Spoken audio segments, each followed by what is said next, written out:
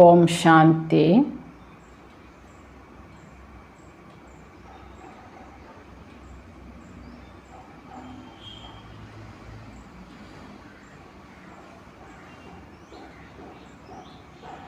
ನಾನಾತ್ಮ ಭಾಗ್ಯ ವಿಧಾತನ ಭಾಗ್ಯಶಾಲಿ ಆತ್ಮ, ಮಾಸ್ಟರ್ ಸರ್ವಶಕ್ತಿವಂತ ಆತ್ಮ ನಾನು.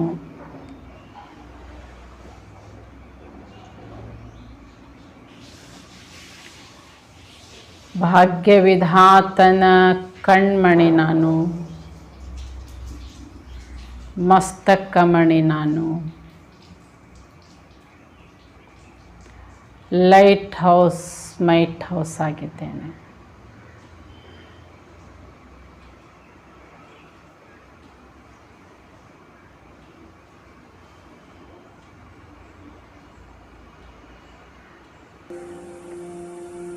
ಓಂ ಶಾಂತಿ, ಓಂ ಶಾಂತಿ. ಈ ದಿನದ ಅವ್ಯಕ್ತ ಮಹಾವಾಕ್ಯದಲ್ಲಿ ಬಾಬಾ ತಿಳಿಸ್ತಾ ಇದ್ದಾರೆ,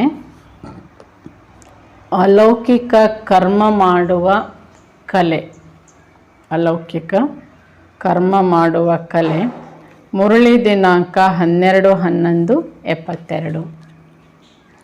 अव्यक्त मूर्त अर्थात इस शरीर में पाठ बजाने वाले अति न्यारे और अति प्यारे की स्थिति में स्थित रहने के अनुभवी मूर्त बन गए हो. ಅವ್ಯಕ್ತ ಮೂರ್ತ ಅಂದರೆ ಅರ್ಥ ಶರೀರದಲ್ಲಿ ಪಾತ್ರ ಮಾಡುತ್ತಿದ್ದರು, ಶರೀರದಲ್ಲಿ ಇದ್ದರೂ ಕೂಡ ನಾವು ಆತ್ಮ ಇದರಿಂದ ಭಿನ್ನವಾದ ಸ್ಥಿತಿ, ಪ್ರಿಯವಾದ ಸ್ಥಿತಿಯ ಅನುಭವವನ್ನು ಮಾಡುತ್ತಿದ್ದೀರಾ. हर समय मस्तक और हर समय मालिक और बालक दोनों ही साथ साथ पाठ बजाने में यत्न करने वाले नहीं, लेकिन सहज स्वरूप बन गए हो.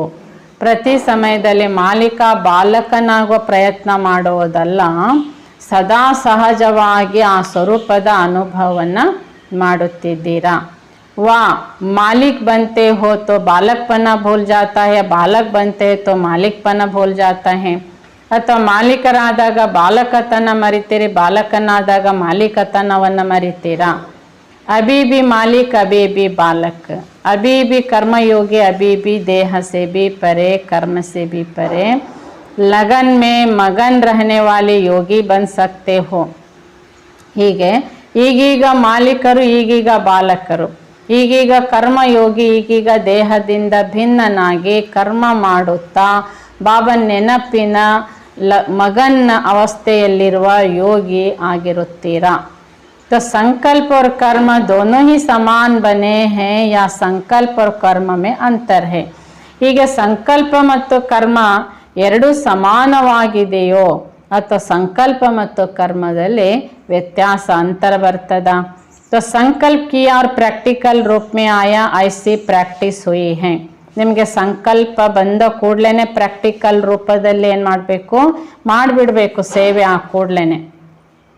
ಈ ರೂಪದ ಪ್ರಾಕ್ಟೀಸ್ ನಿಮಗೆ ಇದೆಯಾ. याद की यात्रा पर चलने वाले राही इतने समीप आए हो. ಹೀಗೆ ಬಾಬನ ನೆನಪಿನ ಯಾತ್ರೆಯಲ್ಲಿದ್ದು ಸೇವೆ ಮಾಡುವಂಥವರು ನಾವು ಆ ರೀತಿ ಸಮೀಪತೆಗೆ ತಲುಪಿದ್ದೇವಾ. सहज भी और समीप भी हैं, यहाँ दोनों ही अनुभव होते हैं. ಬಾಬನ ನೆನಪು ನಮಗೆ ಸುಲಭನೇ ಇದೆ ಮತ್ತು ಬಾಬನ ಸಮೀಪತೆಯಲ್ಲೂ ಕೂಡ ಇದ್ದೇನೆ, ಈ ಎರಡೂ ಅನುಭವವನ್ನು ಮಾಡುತ್ತಿದ್ದೀರಾ. इस याद की यात्रा के अनेक अनुभव करते करते नॉलेजफुल पावरफुल बने हो. ಹೀಗೆ ಬಾಬನ ನೆನಪಿನ ಯಾತ್ರೆಯಲ್ಲಿದ್ದು ಬಾಬಾ ಹೇಳ್ತಾರೆ ಅನೇಕ ಪ್ರಕಾರದ ಅನುಭವ ಮಾಡುವಂತಹ ಬಾಬಾ ಹೇಳ್ತಾರೆ ಈಗ ನಾಲೆಜ್ಫುಲ್ ಮತ್ತು ಪವರ್ಫುಲ್ ಆಗಿದ್ದೀರಾ. जैसे यात्रा में बीच बीच में चिट्ठियाँ आती, जिससे मालूम पड़ता है कि कहाँ तक पहुँचे हैं और कहाँ तक कब पहुँचना है. ನೋಡಿ ಯಾತ್ರೆ ಮಾಡುವಂಥವ್ರು ಏನು ಮಾಡ್ತಾರೆ ಅಂದರೆ ಮಧ್ಯ ಮಧ್ಯದಲ್ಲಿ ಮೊದಲಿನ ಕಾಲದಲ್ಲಿ ಪತ್ರ ಬರೀತಿದ್ರು. ಪತ್ರ ತಲುಪಿದ ಕೂಡಲೇ ಅವ್ರು ಇಂಥಲ್ಲೇ ತಲುಪಿದ್ದಾರೆ, ಇಷ್ಟು ದೂರ ತಲುಪಿದ್ದಾರೆ, ಅಲ್ಲಿ ವಿಷಯ ಸಮಾಚಾರ ಬರ್ತಿತ್ತು. ಹಾಗೆಯೇ ಬಾಬಾ ಕೇಳ್ತಾರೆ ನೀವು ಕೂಡ ಬಾಬನ ಸಮೀಪತೆ ಎಷ್ಟು दूरಕ್ಕೆ ತಲುಪಿದ್ದೀರಾ। आप याद की यात्रा के राही इस यात्रा की कितनी चिट्ठियाँ पार कर चुके हो, अर्थात याद की कितने स्टेजेस को पार कर चुके हो। ಹೀಗೆ ನೆನಪಿನ ಯಾತ್ರೆಯ ಯಾತ್ರಿಕರು ನಾವು, ನಮ್ಮ ಯಾತ್ರೆ ಎಷ್ಟು ದೂರದವರೆಗೆ ನಾವು ಬಾಬನ ಸಮೀಪಕ್ಕೆ ತಲುಪಿದ್ದೇವೆ, ಅರ್ಥಾತ್ ಎಷ್ಟು ಪರ್ಸೆಂಟೇಜ್ನಲ್ಲಿ ನಾವು ಯೋಗದ ಹಂತವನ್ನು ತಲುಪಿದ್ದೇವೆ। लास्ट स्टेज का फाइनल स्टेज कौन सी है, उसको ऐसे ही स्पष्ट देख और जान रहे हो। ಹೀಗೆ ಕೊನೆಯ ಸ್ಟೇಜ್ ಫೈನಲ್ ಸ್ಟೇಜ್ ಯಾವುದಾಗಿರ್ತದೆ, ಇದನ್ನು ಈಗಲೇ ಸ್ಪಷ್ಟವಾಗಿ ನೋಡಿ ಅನುಭವ ಮಾಡೋರಾಗಿದ್ದೀರಾ। जैसे कोई वस्तु बहुत समीप पर सम्मुख आ जाती है तो उसको सहज जान देख रहे हो कि अभी देखने में इससे दूर है। ಹೀಗೆ ಯಾವುದೋ ಒಂದು ವಸ್ತು ಹತ್ತಿರದಲ್ಲಿರೋದಕ್ಕೂ ಸ್ವಲ್ಪ ದೂರದಲ್ಲಿರೋದಕ್ಕೂ ನೋಡಲಿಕ್ಕೆ ವ್ಯತ್ಯಾಸ ಕಾಣ್ತದೆ ತಾನೆ। ಅದೇ ರೀತಿಯಾಗಿ ನಾವು ಕೂಡ ಬಾಬನ ಹತ್ತಿರದಲ್ಲಿದ್ದೇವೋ ದೂರದಲ್ಲಿದ್ದೇವೋ, ಯಾವುದು ಕಾಣ್ತಾ ಇದೆ ಅಂತ ಕೇಳ್ತಾರೆ। ದೇಖ್ತೆ ರಹತೆ ಹೋ ಸಿರ್ಫ್ ಜಾನ ಹೇ, ಎಷ್ಟು ಹತ್ತಿರ ಇದ್ದೇನೆ, ಎಷ್ಟು ಡಿಫರೆನ್ಸ್ನಲ್ಲಿ ಇದ್ದೇನೆ ಅಂತ ಇದನ್ನು ಕಾಣ್ತಾ ಇದ್ದೇವೆ, ಕೇವಲ ನೋಡಿಕೊಂಡು ಸುಮ್ಮನಿದ್ದೀರಾ। ವ ಇತನಾ सम्मुख व समीप आ गए हो जो कई बार उस मंजिल पर पहुंच थोड़े समय का अनुभव भी करते रहते हो, अनुभव होता है। ಈ ರೀತಿಯಾಗಿ ಸಮ್ಮುಖತೆ ಅಥವಾ ಸಮೀಪತೆಯ ಅನುಭವವನ್ನು ಮಾಡುತ್ತಾ ಬಾಬಾ ಹೇಳ್ತಾರೆ, ನೀವು ತಲುಪಬೇಕಾದಂತಹ ಗುರಿಯೆಡೆಗೆ ನೀವು ತಲುಪಿದ್ದೀರಾ, ಅಥವಾ ನಾವು ಸಮೀಪದಲ್ಲಿದ್ದೇವೆ ಎಂಬ ಅನುಭವವನ್ನು ಮಾಡ್ತಾ ಇದ್ದೀರಾ, ಹೀಗೆ ಅನುಭವಿ ಇದ್ದೀರಾ। तो फिर उसी अनुभव में रहते हो क्यों नहीं हो। ಹೀಗೆ ಸಮೀಪದಲ್ಲಿದ್ದೇನೆ, ಇನ್ನು ತುಂಬ ಬಾಬನ ಹತ್ತಿರಕ್ಕೆ ತಲುಪಬೇಕಷ್ಟೇ, ಹೀಗೆ ಅನುಭವ ಆಗ್ತಾ ಇದೆ, ಆದರೆ ಅದೇ ಅನುಭವದಲ್ಲಿ ನಿಂತ್ಕೊಂಡಿದ್ದೀರಾ, ಮುಂದುವರಿತಾ ಇದ್ದೀರಾ। ಸ್ಥಿತಿ का अनुभव होता है, बाकी स्थित रहना नहीं आता है। ಹೀಗೆ ಹತ್ತಿರದಲ್ಲಿದ್ದೇನೋ ದೂರದಲ್ಲಿದ್ದೇನೋ ಆ ಸ್ಥಿತಿ ಅನುಭವ ಆಗ್ತದೆ, ಬಾಕಿ ಬಾಬಾ ಹೇಳ್ತಾರೆ ಸಮಾನ ಸ್ಥಿತಿಯಲ್ಲಿ ಸ್ಥಿತರಾಗಲಿಕ್ಕೆ ಬರುತ್ತಿಲ್ವಾ। सदा स्थित क्यों नहीं हो पाते, कारण सर्विस व जो ब्राह्मणों के कर्म है, जिस कर्म को अलौकिक कर्म कहा जाता है, ಯಾಕೆ ಸಮಾನ ಸ್ಥಿತಿಯಲ್ಲಿ ಸ್ಥಿತರಾಗಲಿಕ್ಕಾಗಲ್ಲ, ಕಾರಣ ಏನಂದರೆ ಸೇವೆ ಮತ್ತು ಬ್ರಾಹ್ಮಣ ಆತ್ಮಗಳ ಕರ್ಮ ಏನಿದೆ, ಅಂದರೆ ಯಾವ ಅನ್ಯ ಕರ್ಮವನ್ನು ನೋಡ್ತೇವೆ, अलौकिक कर्म कहा जाता है। इसे अलौकिक कर्म व ईश्वरीय सेवा कभी भी स्थिति से नीचे लाने के निमित्त नहीं बन सकते। ಬಾಬಾ ಹೇಳ್ತಾರೆ, ಬಾಬಾನ ಯಾವುದೇ ಪ್ರಕಾರದ ಸೇವೆ ಆಗಿರ್ಬೋದು, ಅಲೌಕಿಕ ಕರ್ಮ ಆಗಿರ್ಬೋದು, ಅಥವಾ ಪರಿವಾರದ ಬ್ರಾಹ್ಮಣ ಆತ್ಮಗಳೇ ಇರ್ಬೋದು, ಈಶ್ವರನ ಸೇವೆಯೇ, ಆದರೆ ಆಗಲಿಲ್ಲ, ಲೇಟ್ ಆಯಿತು, ಹೀಗ್ಯಾಕಾಯಿತು ಅನ್ನೋ ಯಾವುದೇ ಪ್ರಕಾರದ ಬಾಬಾ ಹೇಳ್ತಾರೆ ಅಸ್ತವ್ಯವಸ್ಥೆಗಳು ನಮ್ಮ ಸ್ಥಿತಿಯನ್ನು ಕೆಳಗೆ ತರುವಂಥದ್ದಾಗಿರಬಾರ್ದು। अगर कोई को ऐसे अनुभव होता कि अलौकिक कर्म के कारण नीचे आते हैं, तो उसका अर्थ है कि उस आत्मा को अलौकिक कर्म की कला नहीं आती। ಒಂದು ವೇಳೆ ಮಕ್ಕಳು ಹೇಳ್ತಾರೆ, ಅನುಭವ ಹೇಳ್ತಾರೆ, ನಾವು ಅಲೌಕಿಕ ಕರ್ಮ ಅಂದರೆ ಬಾಬನ ಸೇವೆಯನ್ನು ಮಾಡಲಿಕ್ಕಾಗಿ ನಾವು ಕೆಳಗೆ ಬರ್ತೇವೆ, ಅಂದರೆ ದೇಹಾಭಿಮಾನದಲ್ಲಿ ಬರ್ತೇವೆ ಅಂತ ಹೇಳಿದರೆ, ಅವರಿಗೆ ಅಲೌಕಿಕ ಕರ್ಮದ ಕಲೆ ಬರುವುದಿಲ್ಲ ಅಂತ ಅರ್ಥ ಅಂತ ಹೇಳ್ತಾರೆ ಬಾಬಾ। ಜೈಸೆ ಕಲಾ ದಿಖಾನೆ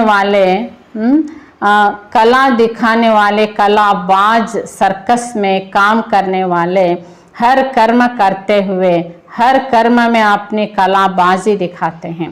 ನೋಡಿ ಬಾಬಾ ಉದಾಹರಣೆಗೆ ಹೇಳ್ತಾರೆ, ಈ ಕಲಾಕಾರರು ಅಂತಿರ್ತಾರೆ ಸರ್ಕಸ್ ಕಂಪ್ನಿಗಳಲ್ಲಿ, ಕಲಾಕಾರರು ಒಂದೇ ರೀತಿ ಇರಲ್ಲ, ತಮ್ಮ ತಮ್ಮ ಕಲೆಗಳನ್ನು ಏನು ಮಾಡ್ತಿರ್ತಾರೆ, ಅಲ್ಲಿ ಪ್ರದರ್ಶಿಸ್ತಾ ಇರ್ತಾರೆ। दोनों का हर कर्म कला बन जाता है। ಅವ್ರು ನಡೆಯೋದು ಒಂದು ಕಲೆ, ಮಾತಾಡೋದು, ನೋಡೋದು, ಕುಣಿಯೋದು ಎಲ್ಲದರಲ್ಲಿ ಕೂಡ ಅವರದ್ದು ಪ್ರತಿ ಕರ್ಮ ಅಲ್ಲಿ ಕಲೆಯಾಗಿ ಕಾಣ್ತಾ ಇರ್ತದೆ। तो क्या आप श्रेष्ठ आत्मा एक कर्मयोगी, निरंतर योगी, सहयोगी, राजयोगी हर कर्म को न्यारे और प्यारे रहने के कला में नहीं कर सकते हो।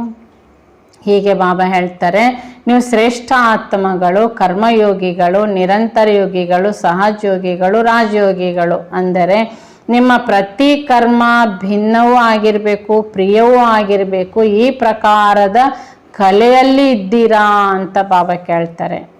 जैसे उन्हों के शरीर के कला देखने के लिए कितने लोग इच्छुक होते हैं.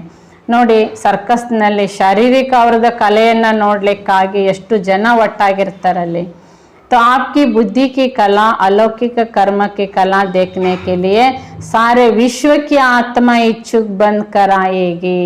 ಹಾಗೆ ಬಾಬನ ಮಕ್ಕಳ ಬುದ್ಧಿಯ ಕಲೆ, ಅಲೌಕಿಕ ಕರ್ಮದ ಕಲೆಯನ್ನು ನೋಡ್ಲಿಕ್ಕಾಗಿ ವಿಶ್ವದ ಸರ್ವ ಆತ್ಮಗಳೇ ಇಚ್ಛುಕರಾಗಿ ನಿಮ್ಮ ಬಳಿಗೆ ಬರ್ತಾರೆ. तो क्या आप यहाँ ಕಲಾ नहीं दिखाएंगे? ಬಾಬಾ ಕೇಳ್ತಾರೆ, ಹಾಗಾದರೆ ನೀವೀಗ ಸೇವೆ, ಬಾಬನ ಸೇವೆ, ಬಾಬಾ ಹೇಳ್ತಿದ್ದಾರೆ, ಈ ಅಲೌಕಿಕವಾದಂತಹ ಕರ್ಮ ಕಲೆಯಾಗಿ ತೋರಿಸೋದಿಲ್ವಾ? जैसे वह लोग शरीर के कोई भी अंग को जैसे चाहे, जहाँ चाहे, जितना समय चाहे कर सकते हैं.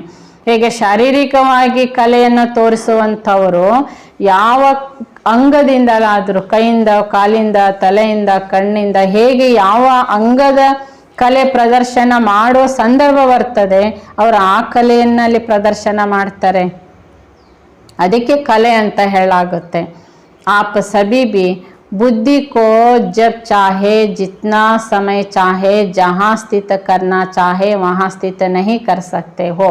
ಹಾಗೆ ನಮ್ಮ ಬುದ್ಧಿಯನ್ನು ಸಹ ಬಾಬಾ ಹೇಳ್ತಾರೆ, ನಮಗೆಷ್ಟು ಸಮಯ ಬೇಕೋ, ಎಲ್ಲಿ ಬೇಕೋ ಅಲ್ಲಿ ಸ್ಥಿತ ಮಾಡಲಿಕ್ಕೆ ಬರುತ್ತಿದೆಯಾ ಅಂತ ಕೇಳ್ತಾರೆ. ವಹ ಶರೀರಕ್ಕೆ ಬಾಜಿ ಯಹ ಬುದ್ಧಿಕ್ಕೆ. ಹೀಗೆ ಲೌಕಿಕದಲ್ಲಿ ಮಾಡೋದು ಶಾರೀರಿಕವಾದಂಥ ಕಲೆಯ ಪ್ರದರ್ಶನ. ಆದರೆ ಬಾಬಾ ಸಂಗಮೇಘದಲ್ಲಿ ನಮಗೆ ಬುದ್ಧಿಯ ಕಲೆಯನ್ನು ಕೊಟ್ಟಿದ್ದಾರೆ. जिसको यह कला आ जाते हैं वही 16 कला ಸಂಪನ್ನ बनते हैं. ಮೊದಲು ಸಂಗಮೇಘದಲ್ಲಿ ಬಾಬಾ ಹೇಳ್ತಾರೆ, ಬುದ್ಧಿಯ ಕಲೆಯಿಂದ ಸೇವೆ ಮಾಡೋರು ಅಂದರೆ ಅವರು 16 ಕಲಾ ಸಂಪನ್ನರಾಗ್ತಾರೆ. इस कला से ही अन्य सर्व कलाएं स्वतः आ जाती हैं. ಈಗ ಬುದ್ಧಿಯ ಕಲೆಯಿಂದ ನಾವು ಮಾಡುವಂಥ ಸೇವೆ ಬಾಬಾ ಹೇಳ್ತಾ ಇದ್ದಾರೆ, ಇದರಿಂದ ಉಳಿದ ಎಲ್ಲ ಸರ್ವ ಕಲೆಗಳು ಏನು 16 ಕಲಾ ಸಂಪನ್ನ ಅಂತ ಹೇಳಾಗುತ್ತೆ, ಇವು ಧಾರಣೆ ಆಗುತ್ತವೆ. ऐसे एक देही अभिमानी स्थिति सर्व विकारों को सहज शांत कर देती है. ಈ ರೀತಿಯಾಗಿ ಒಂದು ಆತ್ಮಿಕ ಸ್ಥಿತಿ ಸರ್ವ ವಿಕಾರಗಳನ್ನು ಸಹಜವಾಗಿ ಶಾಂತ ಮಾಡುತ್ತದೆ. ऐसी यही बुद्धि की कला सर्व कलाओं को अपने में भरपूर कर सकती है. ಈ ರೀತಿಯಾಗಿರುವ ಈ ಬುದ್ಧಿಯ ಕಲೆ ಅಂದರೆ ಆತ್ಮಿಕ ಸ್ಥಿತಿಯಲ್ಲಿದ್ದು ಸೇವೆ ಮಾಡೋದು. ಈ ಬುದ್ಧಿಯ ಕಲೆಯಿಂದ ಸರ್ವ ವಿಕಾರಗಳು ಶಾಂತ ಆಗ್ತವೆ. ಈ ಬುದ್ಧಿಯ ಕಲೆಯಿಂದ ಸರ್ವ ಕಲೆಗಳು ತಾವಾಗಿ ನಮ್ಮಲ್ಲಿ ಭರ್ಪೂರಾಗುತ್ತವೆ. ಹೀಗೆ ಬುದ್ಧಿಯ ಕಲೆಯಿಂದ ಸರ್ವ ಕಲಾ ಸಂಪನ್ನರಾಗುತ್ತೇವೆ. तो इस कला में कहाँ तक अभ्यासी व अनुभवी बने हो. ಹೀಗೆ ಈ ಕಲೆಗಳಲ್ಲಿ ಬಾಬಾ ಹೇಳ್ತಾರೆ, ನೀವೆಷ್ಟು ಈ ಕಲೆಗಳಲ್ಲಿ ಸಂಪನ್ನರಾಗಿದ್ದೀರಿ, ಕಲೆಯಲ್ಲಿರುವ ಅನುಭವಿ ಆಗಿದ್ದೀರಿ ಅಂತ ಕೇಳ್ತಾರೆ. अभी भी सभी को डायरेक्शन मिले कि 1 सेकेंड में आश्चर्य बन जाओ तो बन सकते हो. ಈಗ ಬಾಬಾ ಡೈರೆಕ್ಷನ್ ಕೊಡ್ತಾರೆ, ಈಗ ಆಶ್ಚರ್ಯ ಆಗ್ರಿ ಅಂತ. 1 ಸೆಕೆಂಡಿಗೆ ಬಾಬಾ ಆಶ್ಚರ್ಯ ಆಗ್ರಿ ಅಂತ ಹೇಳ್ತಿದ್ದ ಹಾಗೇನೆ ನಮಗೆ ಆಶ್ಚರ್ಯ ಸೆಕೆಂಡಲ್ಲಿ ಆಗ್ಬಿಡ್ಬೇಕು. ಇದು ಕಲೆ. ಹೀಗೆ ಆಗುತ್ತಾ ಅಂತ ಕೇಳ್ತಾರೆ. ಸಿರ್ಫ್ 1 ಸೆಕೆಂಡ್ में ಸ್ಥಿತ हो सकते हो. ಒಂದೇ ಸೆಕೆಂಡು ನಾನು ಆತ್ಮ ಅಂತ ಸ್ವರೂಪದಲ್ಲಿ ಆ ಶರೀರಿಯಲ್ಲಿ ನಿಮಗೆ ಸ್ಥಿತ ಆಗಲಿಕ್ಕೆ ಬರುತ್ತೆ ಅಂದರೆ ನಿಮಗೆ ಆ ಕಲೆ ಗೊತ್ತಿದೆ ಅಂತ. जब बहुत कर्म में व्यस्त हो ऐसे समय भी ಡೈರೆಕ್ಷನ್ ಮೇಲೆ ಬಹಳ ಬ್ಯುಸಿ ಇದ್ದೀರಿ ಕೆಲಸದಲ್ಲಿ, ನೀವು ಕರ್ಮದಲ್ಲಿ, ಆವಾಗಲೂ ಬಾಬಾ ಡೈರೆಕ್ಷನ್ ಕೊಡ್ತಾರೆ. ಮಗು ಅಶರೀರಿ, ನಿರಾಕಾರ, ಬಿಂದು ಸ್ವರೂಪ, ಕೂಡಲೇ ಆ ಸ್ವರೂಪದಲ್ಲಿ ಸ್ಥಿತರಾಗಬೇಕು. ಜೈಸೆ जब युद्ध प्रारंभ होता है तो अचानक ऑर्डर निकालते हैं, अभी भी सभी घर छोड़ बाहर चले जाओ. फिर क्या करना पड़ता है ನೋಡಿ, ಯುದ್ಧ ಭೂಮಿ ಈಗ ಯುದ್ಧ ಆರಂಭ ಆಗಿರ್ತದೆ ಅಷ್ಟೇ. ಅಚಾನಕ್ ಆಗಿ ಅಲ್ಲಿ ಏನೋ ಆರ್ಡರ್ ಮಾಡಿಬಿಡ್ತಾರೆ, ಎಲ್ಲರೂ ಮನೆಯಿಂದ ಹೊರಗೆ ಹೊರಟು ಹೋಗ್ರಿ ಅಂತ. ಏಕೆ ಯುದ್ಧ ಆರಂಭ ಆಗಿರ್ತದೆ. ಆಗ ಮನೆಯಿಂದ ಎಲ್ಲರೂ ಹೊರಟೋಗ್ರಿ ಅಂತ ಹೇಳಿದರೆ ಅವ್ರು ಏನು ಮಾಡಬೇಕು?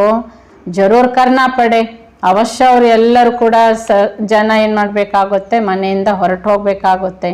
तो बाप दादा भी अचानक डायरेक्शन दे के इस शरीर रूपी घर को छोड़, इस देही अभिमानी स्थिति को छोड़ देही अभिमानी बन जाओ, इस दुनिया से परे अपने स्वीट होम में चले जाओ तो कर सकेंगे. ಅದೇ ರೀತಿಯಾಗಿ ಬಾಬಾನೇ ಕೇಳ್ತಾರೆ. ಬಾಬಾನು ಸಹ ಮಕ್ಕಳಿಗೆ ಏನು ಮಾಡ್ತಾರೆ? ಡೈರೆಕ್ಷನ್ ಕೊಡ್ತಾರೆ. ಮಕ್ಕಳೇ, ಈ ಶರೀರ ಎಂಬ ಮನೆಯನ್ನು ಬಿಟ್ಟುಬಿಡಿ, ದೇಹಾಭಿಮಾನವನ್ನು ಬಿಟ್ಟು ಆತ್ಮಿಕ ಸ್ಥಿತಿಯಲ್ಲಿ ಸ್ಥಿತರಾಗಿ ದೇಹದ ಜಗತ್ತನ್ನು ಬಿಟ್ಟು ನಿರಾಕಾರ ಜಗತ್ತಿಗೆ ಈಗ ನೀವು ಹೊರಟು ಹೋಗ್ರಿ ಅಂತ ಬಾಬಾ ಹೀಗೆ ಡೈರೆಕ್ಷನ್ ಕೊಡ್ತಿದ್ದ ಹಾಗೆ ನಮ್ಗೆ ಹೋಗ್ಲಿಕ್ಕೆ ಆಗ್ತದ ಕೂಡಲೇ ಒಂದು ಸೆಕೆಂಡಲ್ಲಿನೇ. तो युद्ध स्थल में रुक तो नहीं जाएंगे. ಬಾಬಾ ಆರ್ಡರ್ ಮಾಡಿದ್ರು, ನಾವು ಇನ್ನು ಹೇಗೆ ಮಾಡೋದು, ಹೇಗೆ ಹೋಗೋದು ಅಂತ ಯೋಚನೆ ಮಾಡ್ತಾ ಇದ್ದೇವೆ ಅಂದರೆ ಯುದ್ಧ ಭೂಮಿಯಲ್ಲಿ ನಿಂತುಕೊಂಡ ಹಾಗೆ. तो युद्ध करते करते समय तो नहीं बिता देंगे कि जावे ना जावे. ಹೀಗೆ ಯುದ್ಧ ಮಾಡ್ತಾ ಹೋಗೋದು ಬೇಡೋ, ಈಗ ಹೋಗೋದು ಮತ್ತೆ ಹೋಗೋದು, ಬಾಬಾ ಕರೆದಿದ್ದಾರೆ ಏನು ಮಾಡಬೇಕು ಈ ಪ್ರಕಾರವಾಗಿ ಯುದ್ಧದಲ್ಲೇನೆ ಸಮಯ ಕಳೀತಾ ಇರ್ತೀರಾ. ಜಾನ ಠೀಕ್ ಹೋಗಾ ನಹಿ, ಯಹ ಲೇ ಜಾವೆ ಯಾ ಛೋಡ್ ಜಾವೆ. ಬಾಬಾ ಹೇಳಿದ್ದಾರೆ ಹೊರಡಿ ಅಂತ. ಈಗ ಹೋಗೋದಾ ಮತ್ತೆ ಹೋಗೋದಾ, ಈ ವಸ್ತುಗಳನ್ನು ಎತ್ತಿಕೊಂಡು ಹೋಗೋದಾ, ಈ ವಸ್ತುಗಳನ್ನು ಬಿಟ್ಟು ಹೋಗೋದಾ, ಈ ಪ್ರಶ್ನೆಗಳು ಬರ್ತದ ಅಂತ ಕೇಳ್ತಾರೆ. इस सोच में समय गंवा देते, ऐसे ही अशरीरी बनने में अगर युद्ध करने में ही समय लग गया तो अंतिम पेपर में मार्क्स व डिवीज़न कौन सा आएगा. ಹೀಗೆ ಯೋಚನೆ ಮಾಡೋದ್ರಲ್ಲೇ ಸಮಯ ಕಳೀತೀರಿ ಅಂದರೆ ನೀವು ಅಶರೀರಿ ಆಗೋದರಲ್ಲಿ ಒಂದು ವೇಳೆ ಯುದ್ಧ ಭೂಮಿಯಲ್ಲಿನೇ ನೀವು ಸಮಯ ಕಳೀತೀರಿ ಪ್ರಶ್ನೆಗಳನ್ನು ಮಾಡಿಕೊಂಡು ಅಂದರೆ ಅಂತಿಮ ಪೇಪರ್ನಲ್ಲಿ ನೀವು ಮಾರ್ಕ್ಸ್ ಅಥವಾ ಡಿವಿಷನ್ ಯಾವುದು ತಗೊಳ್ಳಿಕ್ಕಾಗುತ್ತೆ ಅಂತ ಕೇಳ್ತಾರೆ. अगर युद्ध करते करते रह गए तो क्या फर्स्ट डिवीज़न में आएंगे. ಹೀಗೆ ಬಾಬಾ ಡೈರೆಕ್ಷನ್ ಕೊಟ್ಟಾಗಿದೆ. ನಾವು ಪ್ರಶ್ನೆಗಳ ವಿಚಾರದಲ್ಲಿನೇ ಮಗ್ನ ಅಂದರೆ ಯುದ್ಧದಲ್ಲಿ ಮಗ್ನ ಆಗಿಬಿಟ್ಟೆವು ಅಂದರೆ ನೀವು ಫಸ್ಟ್ ಡಿವಿಷನ್ನಲ್ಲಿ ಬರೋರಾಗ್ತೀರಾ. ಐಸೆ ಆರಾಮ್ ಎವರ್ ರೆಡಿ ಬನೋ, ಐಸೆ ಆರಾಮ್ ಎವರ್ ರೆಡಿ ಬನ್ನಿ ಹೋ. ಬಾಬಾ ಕೇಳ್ತಾರೆ, ಬಾಬಾ ಕರೆದಾಗ ಬಾಬಾನ ಡೈರೆಕ್ಷನ್ ಸಿಕ್ಕ ಕೂಡಲೇ ಹೋಗ್ಲಿಕ್ಕೆ ನಾವು ಎವರ್ ರೆಡಿನೂ ಆಗಿರಬೇಕು, ಆರಾಮಾಗಿನೂ ಇರಬೇಕು. ಹೀಗಿದ್ದೀರಾ. सर्विस करते और ही स्थिति शक्तिशाली हो जाती है, क्योंकि आपकी श्रेष्ठ स्थिति ही इस समय की परिस्थितियों को परिवर्तन में लाएगी. ಹೀಗೆ ಸರ್ವಿಸ್ ಮಾಡ್ತಾ ಇದ್ದಷ್ಟು ಮಕ್ಕಳ ಸ್ಥಿತಿ ಶಕ್ತಿಶಾಲಿ ಆಗುತ್ತೆ. ಯಾಕೆ ಅಂದರೆ ನಿಮ್ಮ ಶ್ರೇಷ್ಠ ಸ್ಥಿತಿ ಈ ಸಮಯದ ಪರಿಸ್ಥಿತಿಗಳನ್ನು ಪರಿವರ್ತನೆ ಮಾಡುತ್ತದೆ. तो सर्विस करने का लक्ष्य क्या है, ಕಿಸ್ಲೇ ಸರ್ವಿಸ್ ಕರ್ತೆ ಹೋ. ಸೇವೆ ಮಾಡಬೇಕು ಅನ್ನುವಂಥ ಗುರಿ ಏನಿದೆ, ನಮಗೆ ಯಾಕಿದೆ, ಯಾತಕ್ಕೆ ನಾವು ಸೇವೆಯನ್ನು ಮಾಡ್ತೇವೆ? ಪರಿಸ್ಥಿತಿಯೋ ಪರಿವರ್ತನೆ ಕರ್ನೆ ಕೆ ಲಿಯೇ ಹಿ ತೋ ಸರ್ವಿಸ್ ಕರ್ತೆ ಹೋ ನಾ. ಪರಿಸ್ಥಿತಿಗಳನ್ನು ಪರಿವರ್ತನೆ ಮಾಡಲಿಕ್ಕಾಗಿಯೇ ಸೇವೆ ಮಾಡ್ತೀರಲ್ವಾ. तो सर्विस में स्थिति साधारण रहे तो यहाँ सर्विस हुई.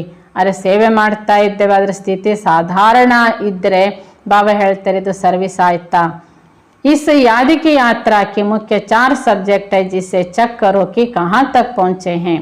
ಹೀಗೆ ಬಾಬಾ ಹೇಳ್ತಾರೆ ನೆನಪಿನ ಯಾತ್ರೆಯಲ್ಲಿ ಮುಖ್ಯ 4 ಸಬ್ಜೆಕ್ಟ್ ಇದೆ, ಇದನ್ನು ಚೆಕ್ ಮಾಡಿಕೊಳ್ಳಿ ನಾವು ಎಲ್ಲಿಗೆ ತಲುಪಿದ್ದೇವೆ. ಪಹಲೆ ಸ್ಥಿತಿ ಥಿ ಓ ಅಬ್ ಬಿ ಕೊಯ್ ಕಿ ಹೈ ವಹ ಕ್ಯಾ. ಬಾಬಾ ಹೇಳ್ತಾರೆ ಮೊದಲು ನಿಮ್ಮ ಸ್ಥಿತಿ ಏನಿತ್ತು ಅದು ಕೆಲವರಿಗೆ ಈಗಲೂ ಇದೆ, ಅದು ಯಾವುದು?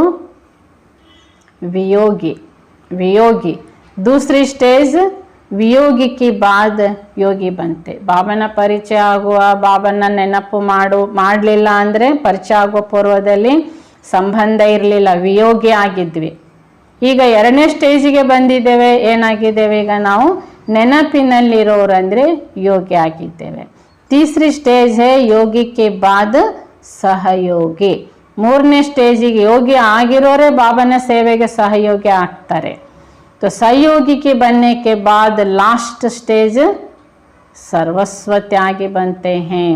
ಹೀಗೆ ಸಹಯೋಗಿ ಆದವರೇ ಕೊನೆಯ ಸ್ಟೇಜ್ ಅವ್ರದ್ದು ಏನಾಗುತ್ತೆ, ಸರ್ವಸ್ವ ತ್ಯಾಗಿ ಆಗ್ತಾರೆ. ವಿಯೋಗಿ, योगी, सहयोगी, सर्वस्व त्यागी. तो सहयोगी बनने के बाद लास्ट स्टेज सर्वस्व त्यागी बनते. इन 4 सब्जेक्ट को सामने रखते हुए देखो कि कितनी पीढ़ियां पर की है, कितने तक ऊपर चढ़े हैं. ಹೀಗೆ 4 ಸಬ್ಜೆಕ್ಟನ್ನು ಎದುರುಗಡೆ ಇಟ್ಟುಕೊಂಡು ನಾವು 4 ಸಬ್ಜೆಕ್ಟಿನ ಎಷ್ಟು ಮೆಟ್ಟಲನ್ನು ಏರಿದ್ದೇವೆ, ಎಷ್ಟು ಮೆಟ್ಟಲ್ ಏರಿದ್ದೇವೆ ಎಂಬುದನ್ನು ಚೆಕ್ ಮಾಡ್ಕೊಳ್ಳಿ. क्या अभी तक भी बार बार कभी वियोगी तो नहीं बनते हो, ಆದರೆ ಈಗಲೂ ಬಾರಿ ಬಾರಿ ವಿಯೋಗಿ ಆಗುತ್ತಿಲ್ಲ ತಾನೆ. ಸದಾ ಯೋಗಿ ವಾ ಸಹಯೋಗಿ ಬಂದ್ಕರ್ಕೆ ಚಲ್ತೆ ಹೋ, ಸದಾ ಯೋಗಿಯಾಗಿ ಮತ್ತು ಸಹಯೋಗಿಯಾಗಿ ನಡೆಯುತ್ತಾ ಇರುತ್ತೀರಾ. अगर कोई भी विघ्न आता है, विघ्न के वश होना अर्थात ವೇಗ ಹೋನ. ಯಾವುದಾದ್ರೂ ವಿಘ್ನ ಬರ್ತದೆ, ವಿಘ್ನಕ್ಕೆ ವಶರಾಗ್ತೀರಿ ಅಂದ್ರೆ ಏನರ್ಥ, वियोगी आगुत्तीरी. तो वियोगी तो नहीं बनते हो. विघ्न योग युक्त अवस्था को समाप्त कर सकता है, वियोगी ಆಗುತ್ತಿಲ್ಲ ತಾನೆ. ಏಕೆಂದರೆ ವಿಘ್ನ ಯೋಗಯುಕ್ತ ಅವಸ್ಥೆಯನ್ನ ಸಮಾಪ್ತಿ ಮಾಡುತ್ತದೆ. बाप की स्मृति को विस्मृति में ला देता है, विस्मृति अर्थात वियोगी. ಹೀಗೆ ಬಾಬನ ನೆನಪನ್ನೇ ಮರೆಸಿಬಿಡ್ತದೆ. ಇದಕ್ಕೆ ವಿಸ್ಮೃತಿ. ವಿಸ್ಮೃತಿ ಅಂದರೆ ಮರಿತೇವೆ ಅಂದ್ರೆ ಅರ್ಥ ವಿಯೋಗಿ. तो योगीपन की स्टेज ऐसे ही निरंतर रहे जैसे शरीर और आत्मा का जब तक पार्ट है तब तक अलग नहीं हो पाते.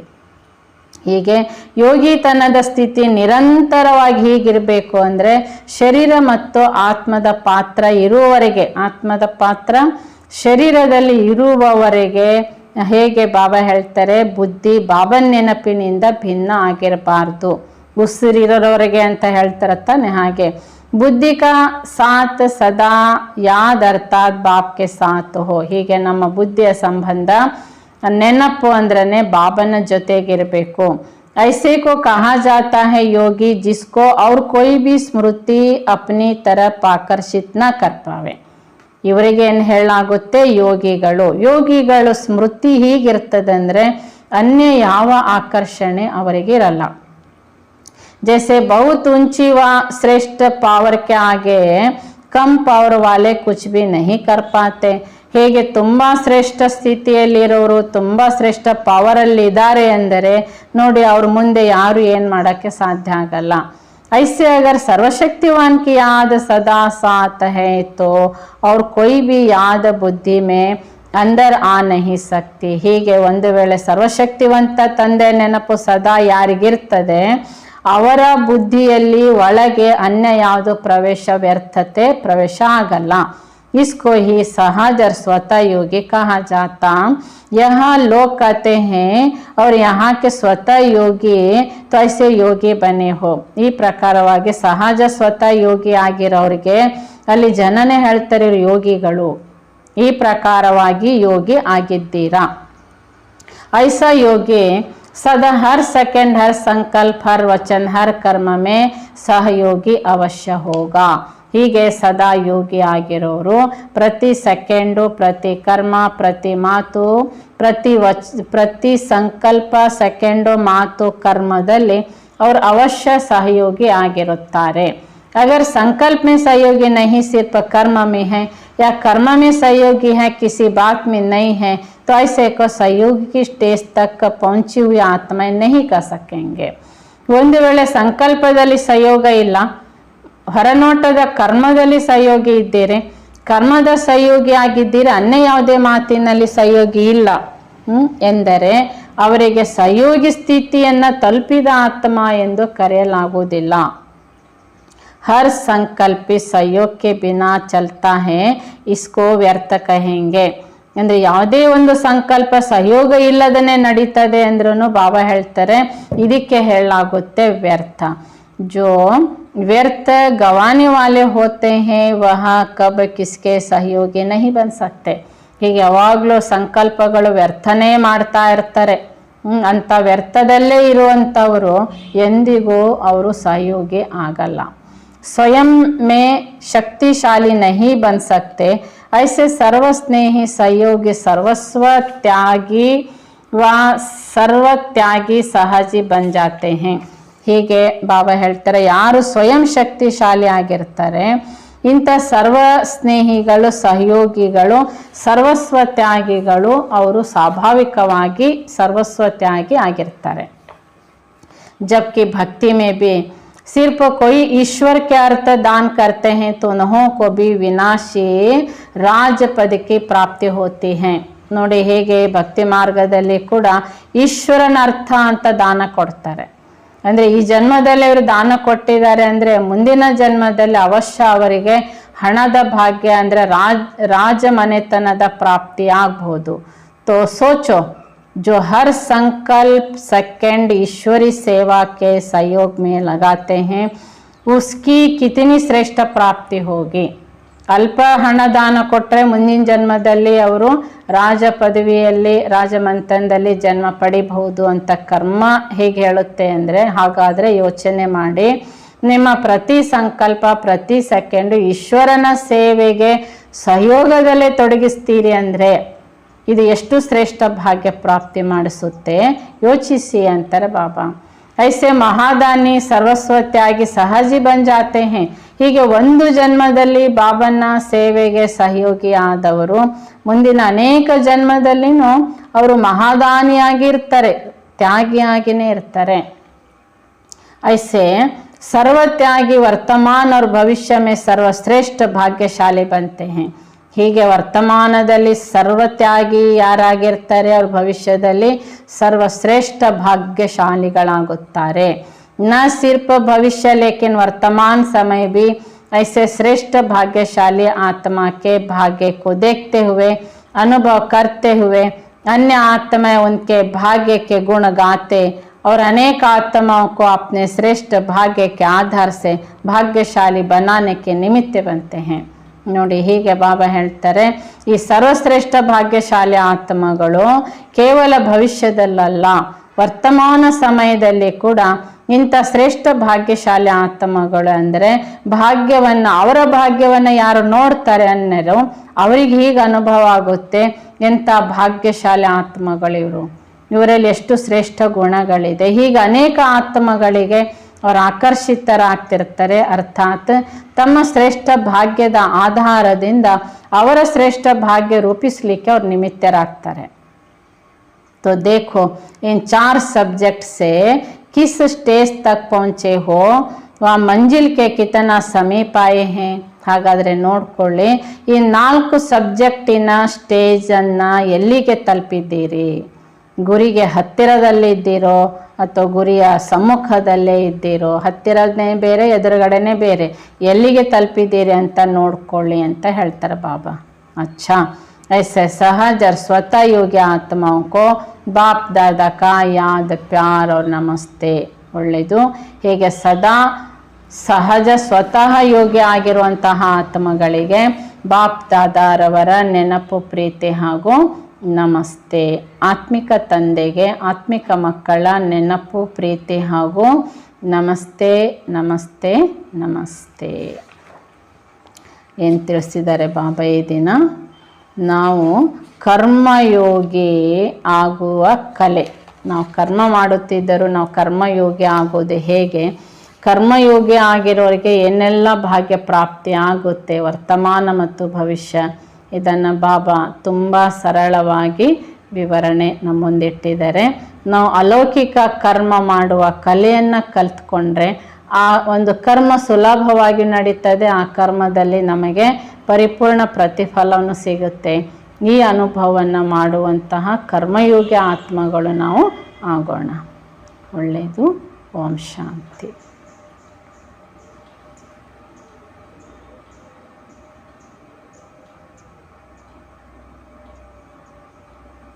ನಾನಾತ್ಮ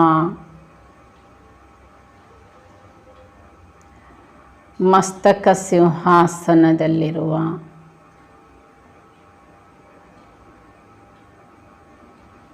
ದೇಹದ ಮಾಲೀಕಾತ್ಮ ನಾನು.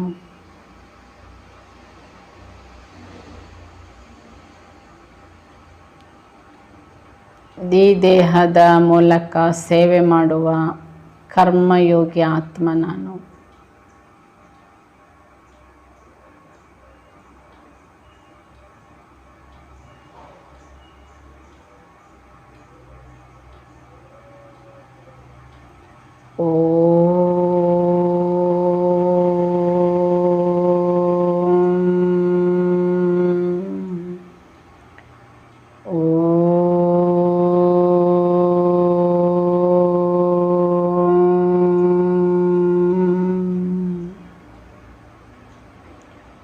ओम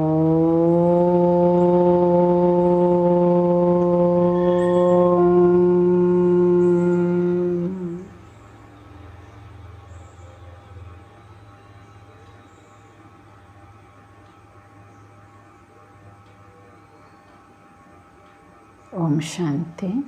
ओम शांति।